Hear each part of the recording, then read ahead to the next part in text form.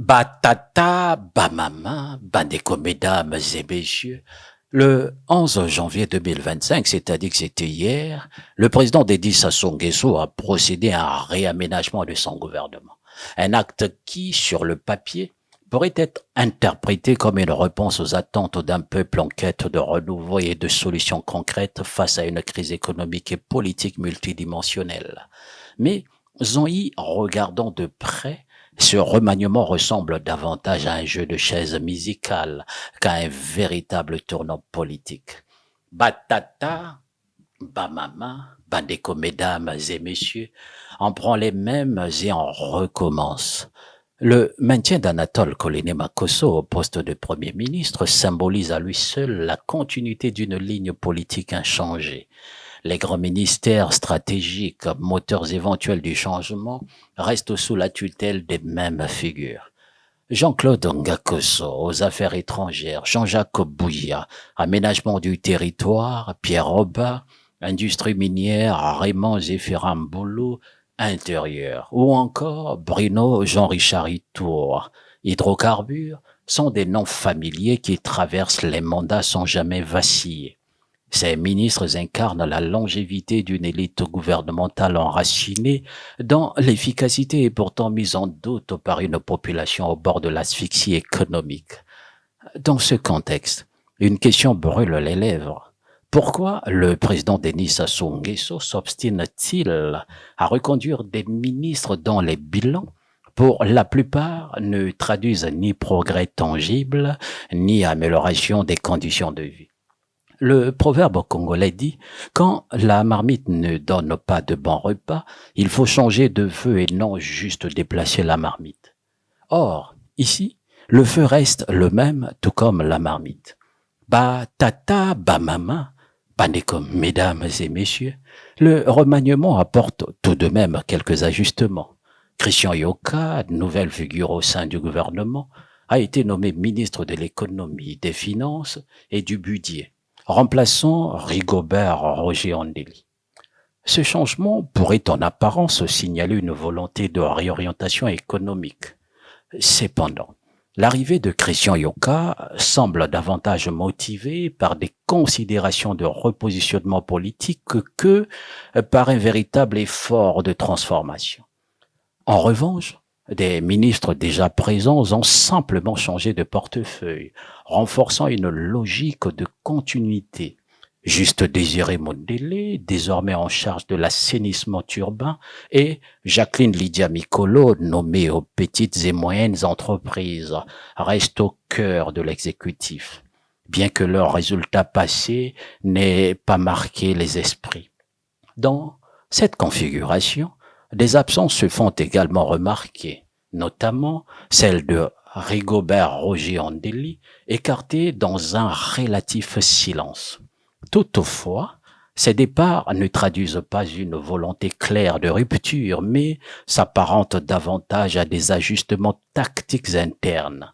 Batata, bamama, bandeko, mesdames et messieurs, le président Denis Sassou Nguesso se prépare probablement déjà pour l'élection présidentielle de 2026. À cette fin, il semble privilégier un gouvernement de fidèles à constituer des ministres de longue date qui lui doivent leur carrière politique. Ce choix traduit un besoin de contrôle et de loyauté dans un environnement marqué par des incertitudes. Mais cette stratégie, bien que rationnelle dans une logique de maintien au pouvoir, est en décalage total avec les aspirations d'une population à bout de souffle. Le peuple congolais, confronté à une précarité croissante, attend autre chose. Une équipe capable de redonner espoir, de faire preuve d'innovation et de répondre aux défis colossaux du moment. Batata, bamama, bandeko, mesdames et messieurs, le maintien de figures comme Firmin Aïssa, Jean-Jacques Bouya, Raymond Zéphirin Mboulou ou encore Pierre Mabiala laisse une impression d'immobilisme politique. Pourtant, le Congo traverse une crise profonde. Infrastructures délabrées, chômage endémique, précarité galopante et corruption omniprésente. Pourquoi Alors, ne pas saisir l'opportunité de ce remaniement plutôt pour injecter un souffle nouveau, en ouvrant la porte à des talents capables de relever ces défis. En reconduisant les mêmes acteurs, le président Denis Sassou Nguesso semble privilégier la sécurité politique à court terme au détriment d'une vision ambitieuse pour le pays. Ce calcul peut paraître habile, mais il envoie un signal inquiétant au peuple. C'est celui d'une gouvernance sourde et figée, incapable de se réinventer. Batata, bamama, Pandeko, mesdames et messieurs, le proverbe congolais dit quand le bateau prend l'eau, il ne suffit pas de déplacer les rames, il faut réparer les trous. Or, au lieu de réparer les failles structurelles de son gouvernement, le président Denis Sassou Nguesso semble se contenter d'un réajustement cosmétique.